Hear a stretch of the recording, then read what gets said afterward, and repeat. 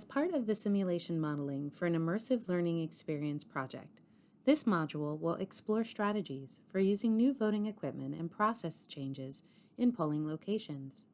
Throughout a series of videos in this module, we will cover general findings and discuss specific scenarios in which new voting equipment and process changes are made for two voting processes. This analysis will focus on the impact of these changes on voter wait times and required resource allocations to ensure voter wait times remain under 30 minutes.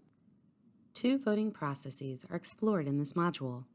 The paper-based voting process uses an entirely non-digital process with paper poll books, hand-marked paper ballots, and ballot submission in a ballot box. By contrast, the technology-based voting process uses electronic check-ins, hand-marked paper ballots, and a digital ballot scanner.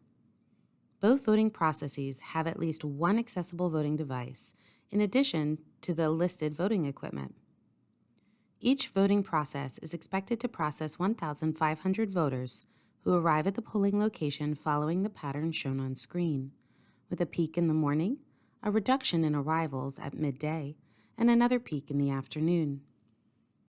Using discrete event simulation, we model each voting system using their traditional voting equipment to determine a baseline of resources that ensures voters wait 30 minutes or less to vote.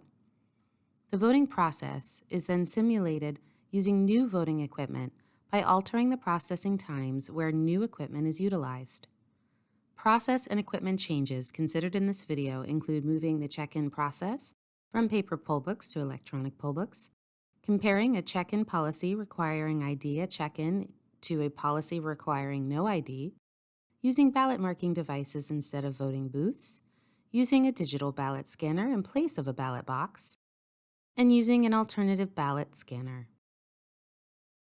To quantify the effect of the new voting equipment and voting processes, we compare the expected wait times of traditional voting processes to the modified voting processes.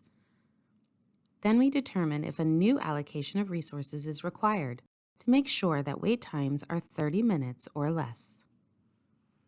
Throughout the remaining videos in this module, we explore the effects of implementing new voting equipment and process changes in two voting methods, and demonstrate how resource allocation and balancing may be used to ensure shorter voter wait times. Select another video in this module to learn more.